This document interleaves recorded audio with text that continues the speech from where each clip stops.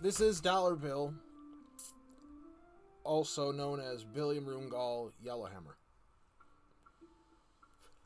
Welcome to Storytelling with Wizard.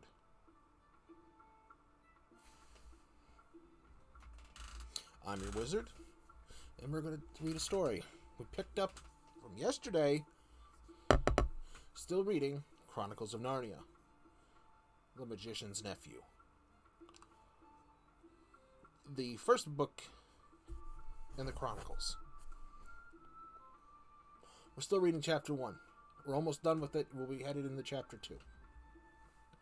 But before we start, we did get interrupted, so I stopped the stream. But I messed up anyway, so we're just going to do it all over again. So, I had a busy day today. Oh, that's good. The princess had friends over today. And I was trying to take a nap in my cabin, my house, as you see here. And, well,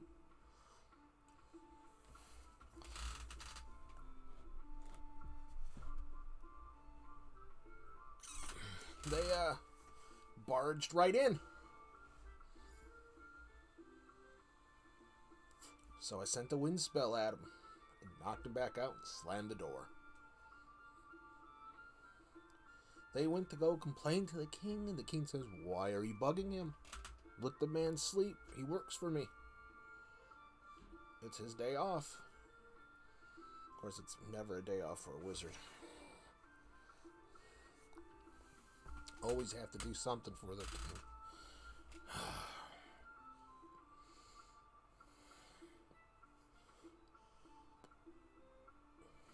But we're going to get our story going. You're going to hear some commotion outside, obviously, the door, because remember, I'm in the castle square. So you're going to hear doors slamming, people walking by, noise. Just ignore it all. See? Blah, blah, blah, blah, blah. All right. Let's get on with our story. The Chronicles of Narnia. Still on chapter 1, because I'm lazy and I don't read very fast.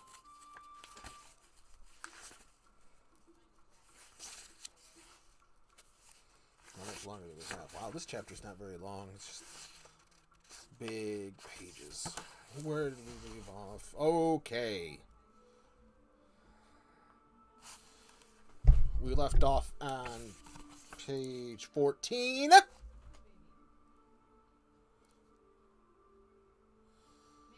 Okay. They decided they would go out onto the box room and walk across it and taking steps. As long as the steps from one rafter to the next, that would give them an idea on how many rafters went to a room. Then they would allow about 4 more for the passage between the 2 attics in Polly's house, and then the same number for the maid's bedroom as for the box room. That would give them the length of the house. When they had done that distance twice, they would be able to end. They would be at the end of Dagori's house. Any door they have to any door they came to after that would let them into the attic of the empty house. But I don't expect it's really empty at all, said Dagori. What do you expect? I expect someone lives there in secret, only coming out at night with a dark lantern. We shall probably discover a gang of desperate criminals and get a reward. It's all rot. to say it's all rot to say a house would be empty all those years unless there was some mystery. Daddy thought it was just. Daddy thought it was to be the drains," said Polly. "Pooh." He said pooh. Pooh. Grown-ups are always thinking of uninteresting and uninteresting explanations. That's true, they do. Us grown-ups tend to do that. But then it ends up being something exactly weird and extraordinary. Maybe us grown-ups should have a little more imagination. You know? A lot of times thinking of the fantastical and the outrageous is usually the most logical thing. That lonely old man walking out of the house is usually just not a lonely old man. He's usually a serial killer.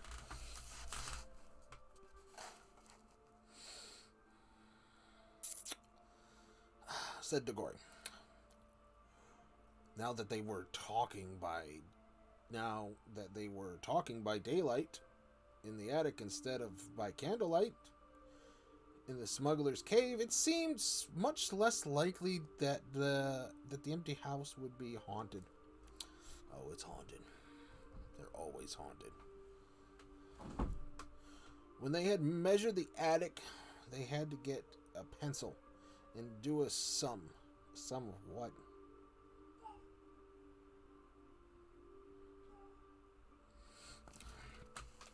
I'm gonna leave off here.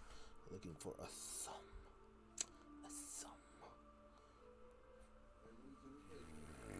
They both got different answers to it at first.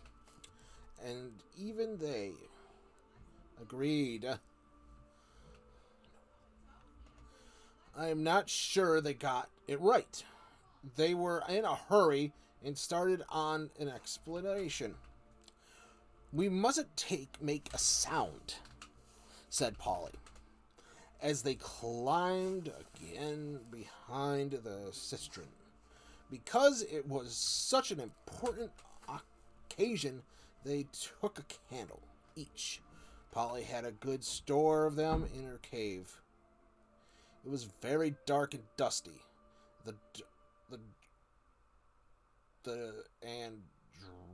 I don't know that word. Draudery. Englishman.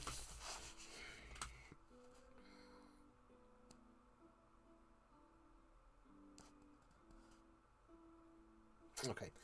And they stepped from rafter to rafter without a word except when they whispered to one another, "We're opposite your attic now."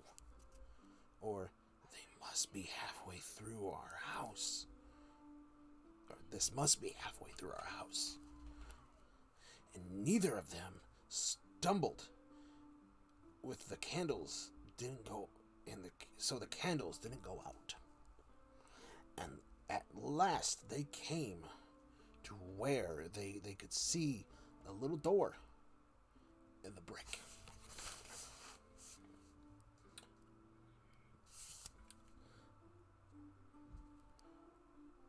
A little brick wall on their right. There was no bolt or handle on this side of it. Of course, from the door had been made for getting in, not for getting out. But there was a catch, as there often is on the inside of a cupboard door, which they felt sure they would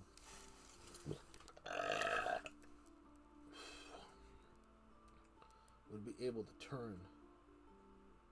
"Shall I?" said DeGory. "I'm game if you are," said Polly. Just as they had said before, both felt that it was becoming very serious, but neither would draw back. DeGory pushed around the catch with a They're cooking again. Difficulty. The door swung back. Nagori pushed around to catch with some difficulty. The door swung open, and the sudden daylight made them blink. I thought it said blind there for a minute. Man, I need some spectacles. Which I should be getting some Monday. Well, at least getting sized for them.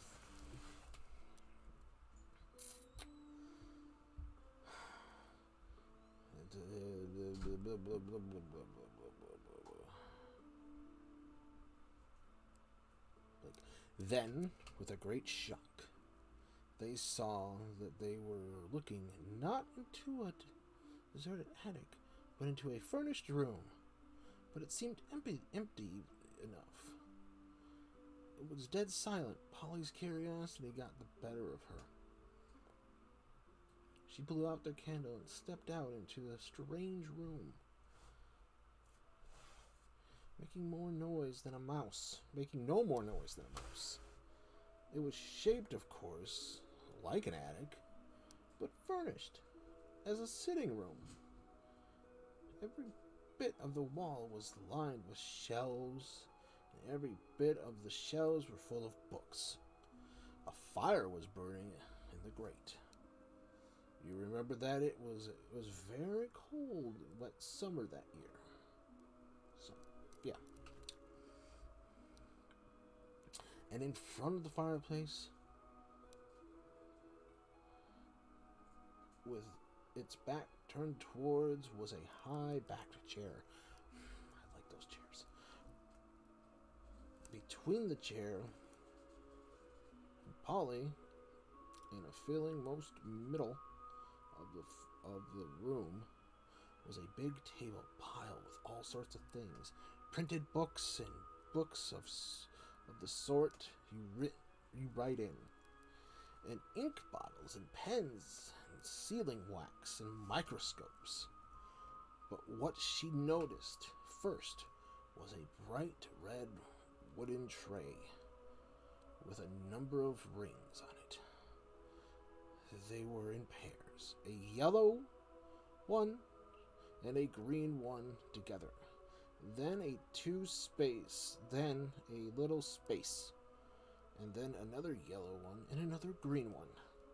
They were no bigger than ordinary rings, and no one could help noticing them because they were so bright. They were the most beautiful, shiny little things you can imagine. If Polly had been a very little youngster, she would have wanted to put one of them in her mouth. It's shiny. I'm gonna put a mouth.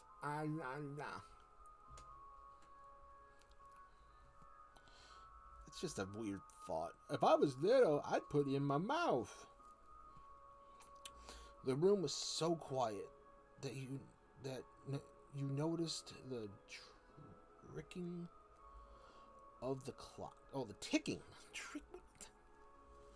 The ticking of the clock at once. And yet, she now found it was not absolutely quiet either. There was a faint and very, very faint humming sound in Hoovers. If Hoovers had been invented... What's a Hoover? Somebody tell me what a Hoover is.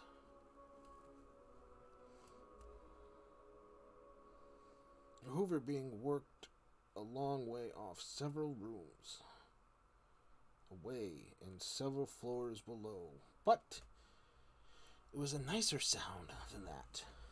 It was more musical tone.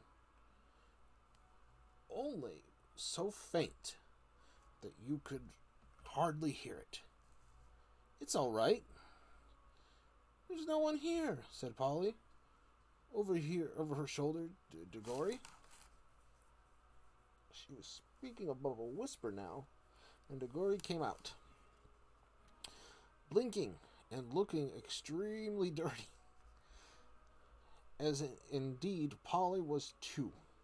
"This is no good," he said. It's not an empty house at all. We'd better bunk before anyone comes." "What do you think those are?" said Polly, pointing at the colored rings. "Yeah, don't touch them." All right.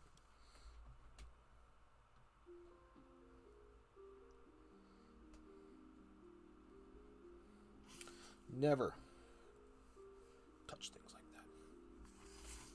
You hear me?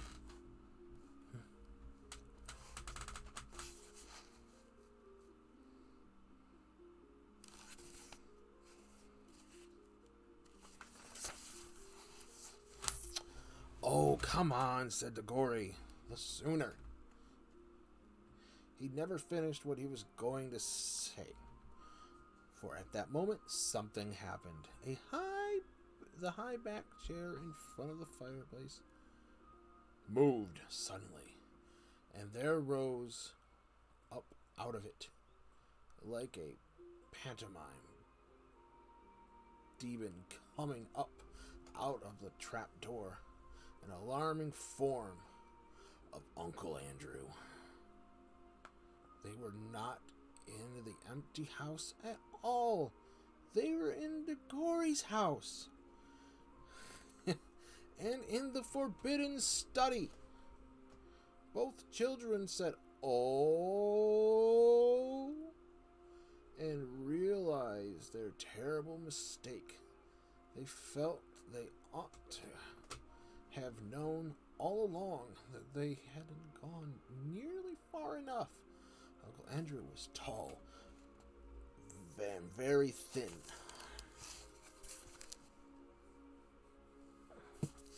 He had a long, clean-shaven face with a sharply pointed nose, yes, and extremely bright eyes.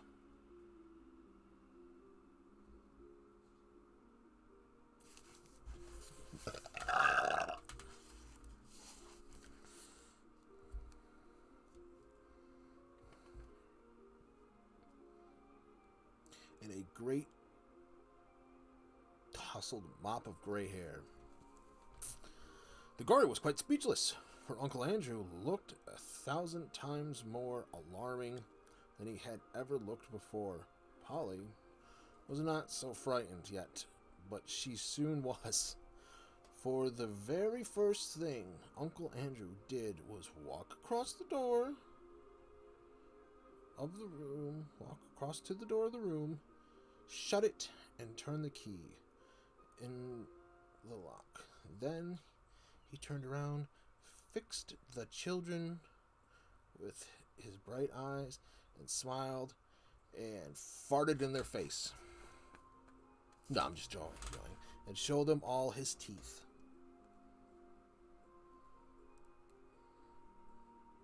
"There," he said. "Now my fool of a sister can't get at you."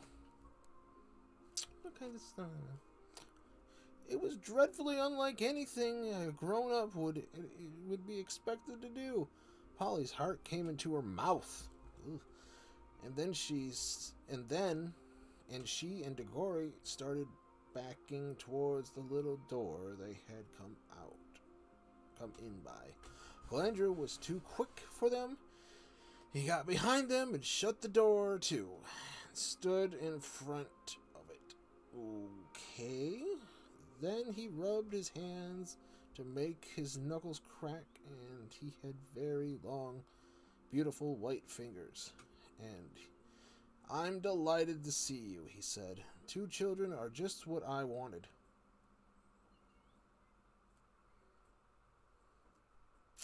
"Okay. Please, Mr. Ketterly," said Polly. "It's nearly my dinner time, and I have got to go home. Will you let us out, please?" "Not just yet," said Uncle Andrew. "This is a good opportunity to miss. This is too good of an opportunity to miss. I want two children. You see, I'm in the middle of a great experiment. Okay. I tried it on a guinea pig, and it seemed to work. But then the guinea pig can't tell you anything, and you can't explain it to how to come back. Look here, Uncle Andrew. Hurry. I'm. It really is dinner time, and yeah, dinner time. You must let us out. Must? Said Uncle Andrew. Jagori and Polly glanced at one another. They dared not say anything. What the glance meant. Isn't this dreadful? And we must humor him. If you let us go for our dinner, please, we could come back after dinner. Ah, but how do I know you would? Uncle Andrew with a cunning smile. Then he seemed to change his mind. Well, he said, if you really must go, I suppose you must. I can't expect two youngsters like you to find it much fun talking to an old buffer like me, more like an old fart. Although I am old, probably older than him. But I look good. Being 436 years old, I look good. Alright, okay. He sighed, and went on. You've no idea how lonely sometimes I am. But no matter, go to your dinner. But I must give you a present before you go. It's not very every day. And I see a little girl in my dingy old study. Okay. But it's still weird. Dingy old study. Dingy. Okay. Especially if I may say, such a very attractive young lady as yourself. He's a bit of a creeper, it seems to me. Well, let's see this through.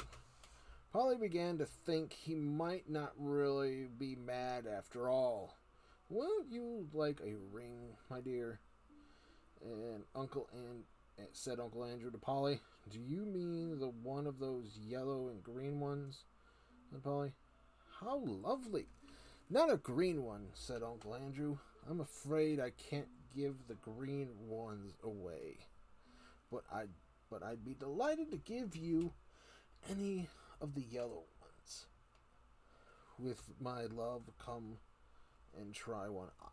Polly had now quite got over the fright. Okay, he's just a kind old man. All right.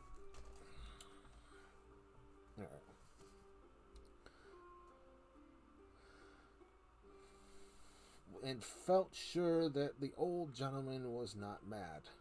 And there was certainly something strangely attractive about those bright rings.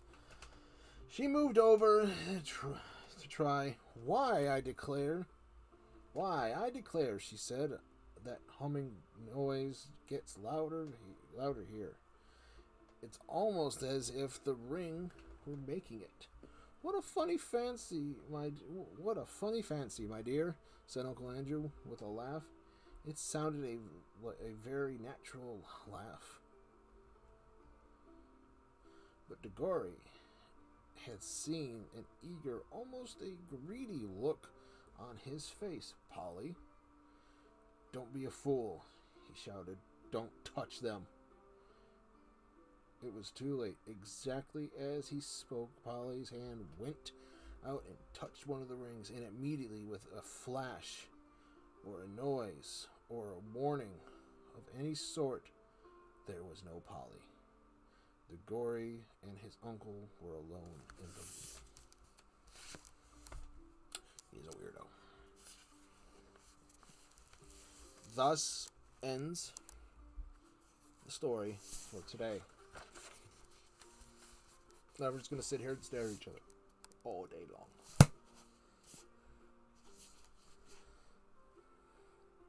Now,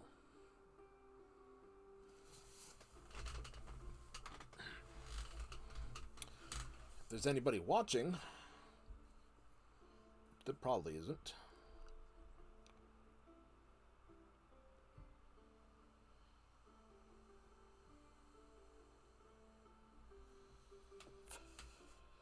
Oh.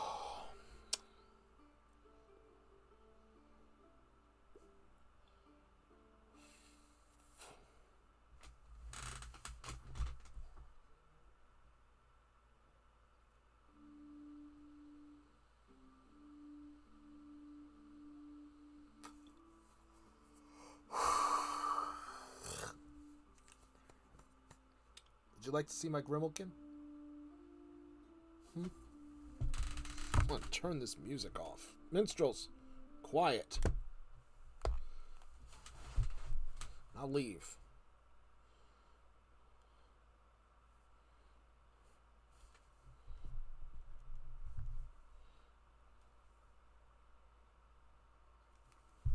All right.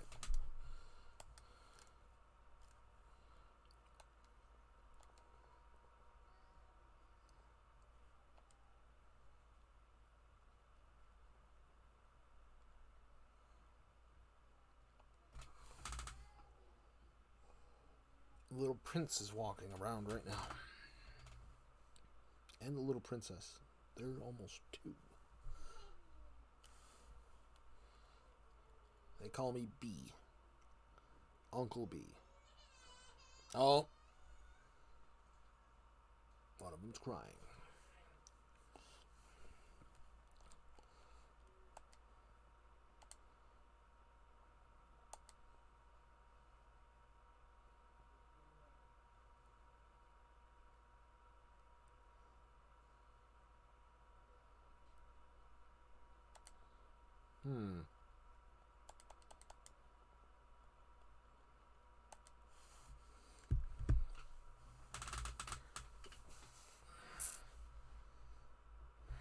I sent my own.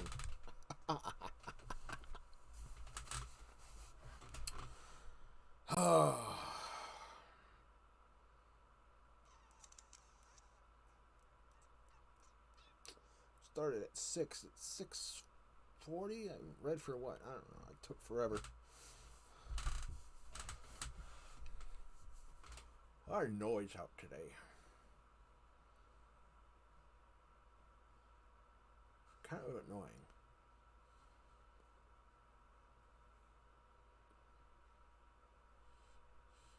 Let's say no. The prince's kids are here.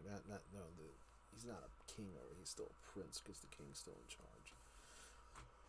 Well, you know how it is. His son is heir to the throne.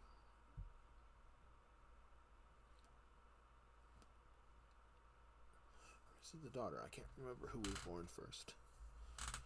Oh well. Princess is still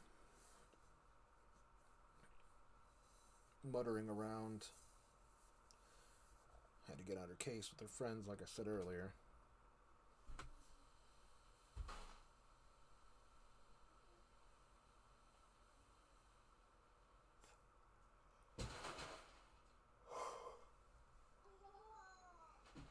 There they are.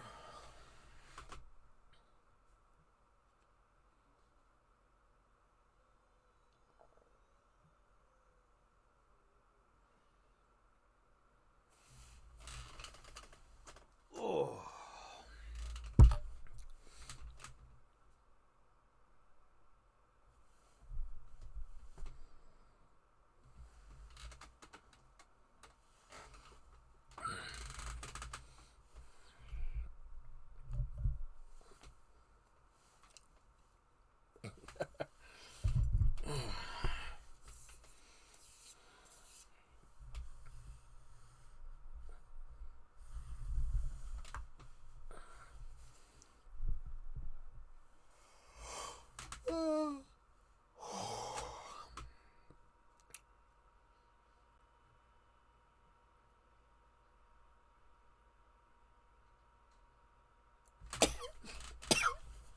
Oh, anyways.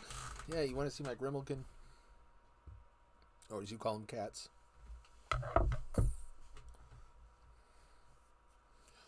There.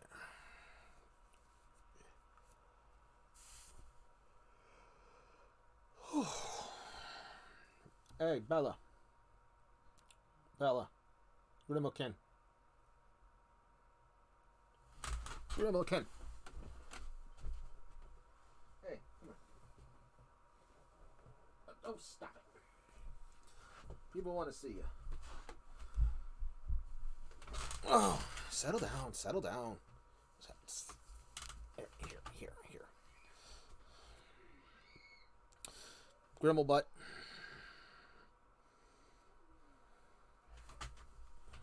She's on the other shelf. She likes to lay up there. I got a nice little thing for her. Oh my god. I can't believe I had a nap today. Because I got disturbed all day long. Little farts. Oh.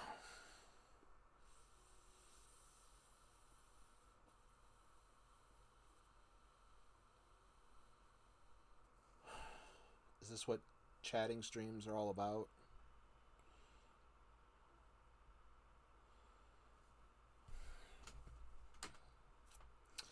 I don't know.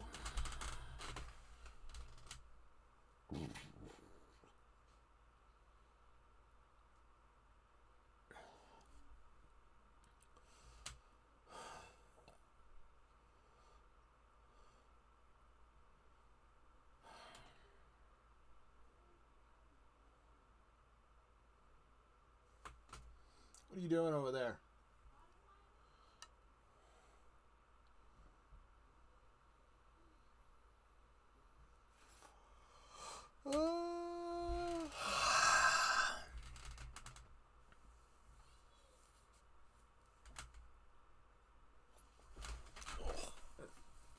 Fix my robe. Oh, there we go. That's much better.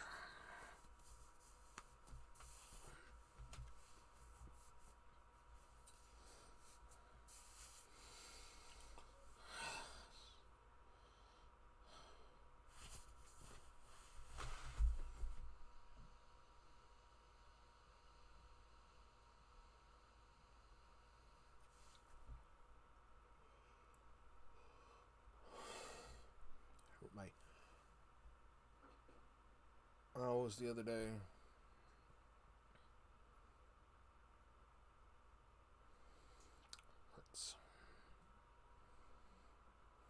Oh, this is awkward. It's really awkward.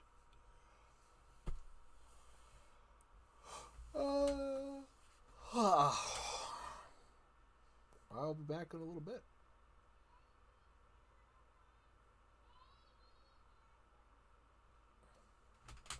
Gee, it's noisy out there.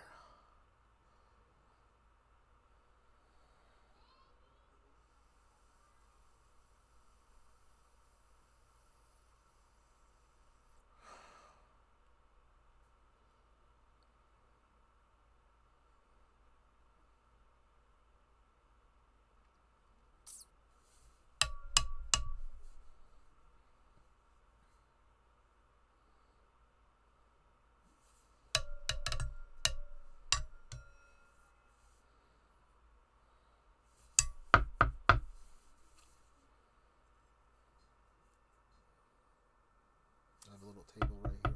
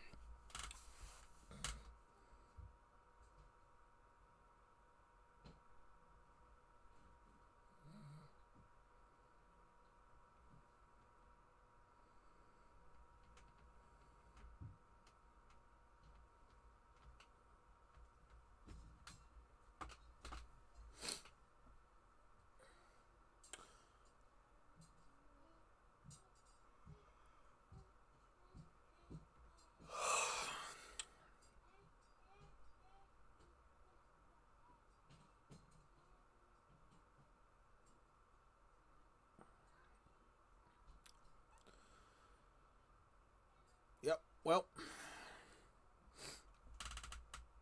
in almost an hour, I'm going to end it. We're going to be back with video games. All right? Bye.